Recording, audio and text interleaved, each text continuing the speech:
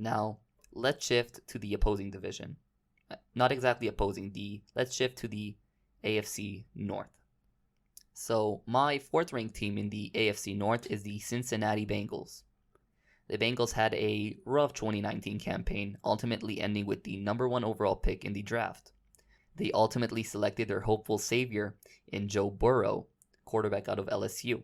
Burrow has a lot of potential, combined with a good receiving core, including AJ Green, T. Higgins, Tyler Boyd, John Ross, and more. And he also has running back Joe Mixon. This offense can be at the top half of the league, despite starting a rookie quarterback. Although the offense is going in the right direction, the defense is a very different story. They did sign a couple free agents. Defensive tackle DJ Reader, cornerback Trey Waynes, who is now injured, will miss a couple months in the season, and cornerback Mackenzie Alexander.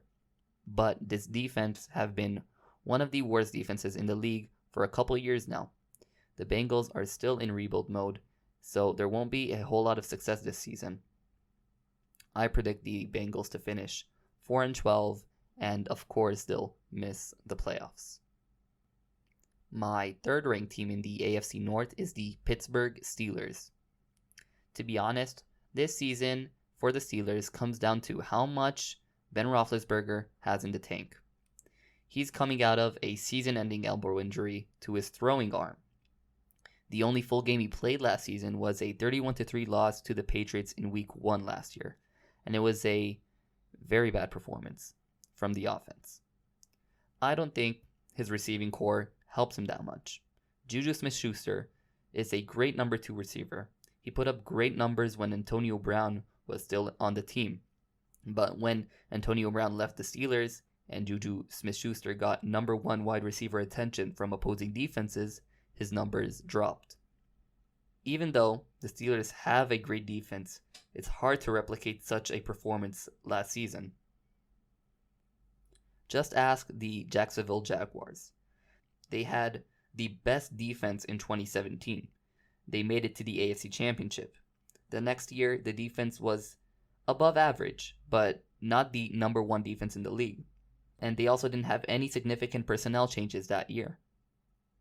The Steelers are a team, in my opinion, with a good defense and an inconsistent offense. I predict the Steelers to finish 9-7, and they will miss the playoffs. My second ranked team in the AFC North is the Cleveland Browns, the Dog Pound. The most hyped team last year that ended in a great disappointment. This team had immense talent with a terrible head coach. Now, after hiring Vikings offensive coordinator Kevin Stefanski as their head coach, this team has a coach who can get as much out of his players and out of his players with the most talent. Last year, they had a great skill position players, but a bad old line. This offseason, they significantly improved their offensive line by signing former Titans tackle Jack Conklin in free agency and drafting tackle Jedrick Wills 10th overall in the draft. I love the Austin Hooper signing also. To have 2 tight ends in a mismatch formation, him and David Njoku.